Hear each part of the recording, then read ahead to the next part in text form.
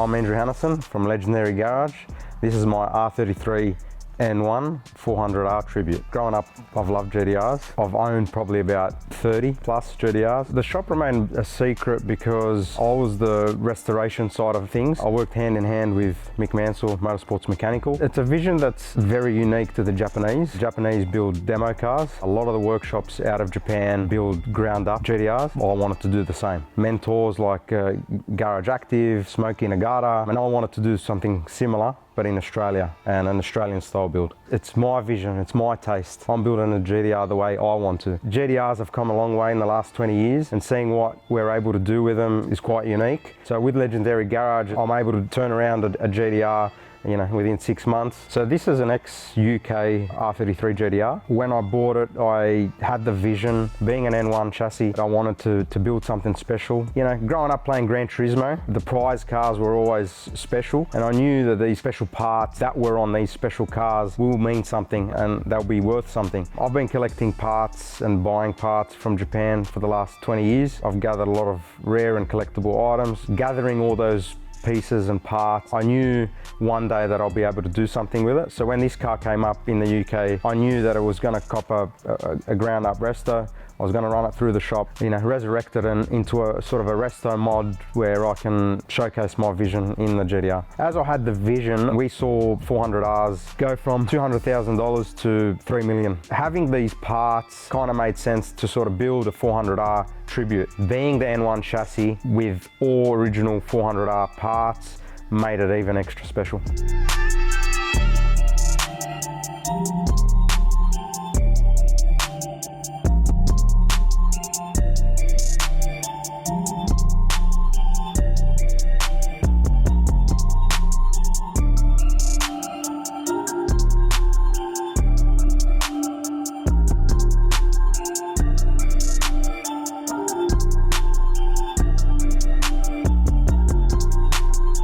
Complete 400R body, front bar, rear bar, lower diffuser, side skirts, 400R rear spoiler, and the bonnet. Yeah, to buy one from Nismo, you've got to show proof of ownership of a 400R. That alone is is about $40,000. 400R front seats, 400R steering wheel, 400R floor mats. How the f did you even get those? Mate, it's a lot of time spent in front of a computer, a lot of time on Yahoo Japan, and yeah, it's got the LMGT ones, Olin coilovers with R35 brakes. I've been part of the development of those R35 brake kits with Maria. That's a project of ours that we've been doing for a couple of years now. They stop like crazy. They're the best brakes you could put on a Skyline. Mick from Motorsports Mechanical built the engine. It's an N1 block, forged internals, still a 2.6. Combining big brand names like HKS or PRP or Turbo Smart or Haltech, that's the only way a GT-R works. Dash 5 Garrett turbos with billet wheels, Turbo Smart, wastegates, HKS intercooler, head package is drop-in cams, titanium valve springs, gearbox, it's a standard 5-speed. The response is fine on a 5-speed.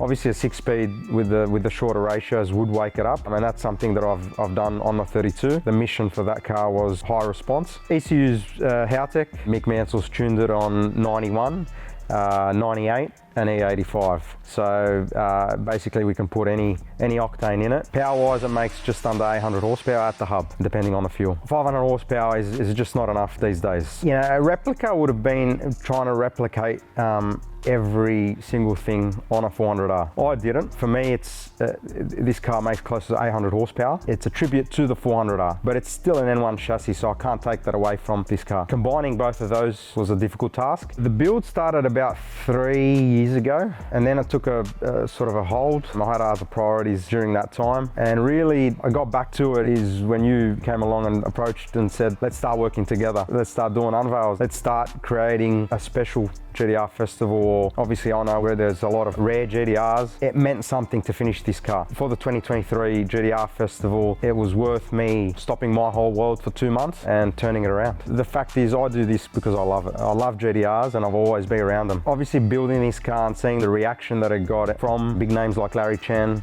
Sakamoto-san.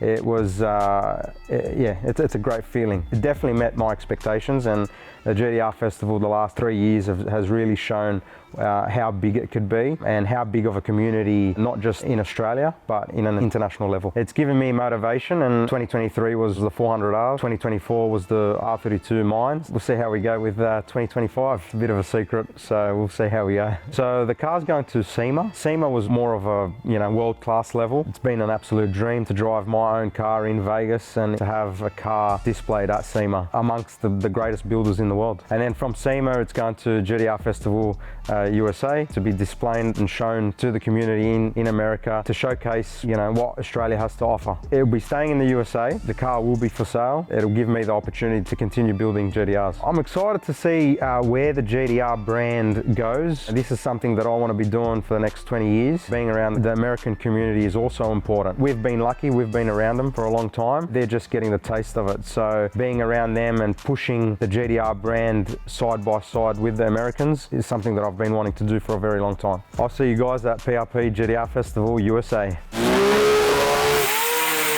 The Platinum Racing Products GT-R Festival, presented by Pennzoil, HKS USA, Cars from Japan and Modi Video, is heading to the USA on November 15th through 17th at Texas Motorplex. Full info, entries and tickets available at gtrfestival.com.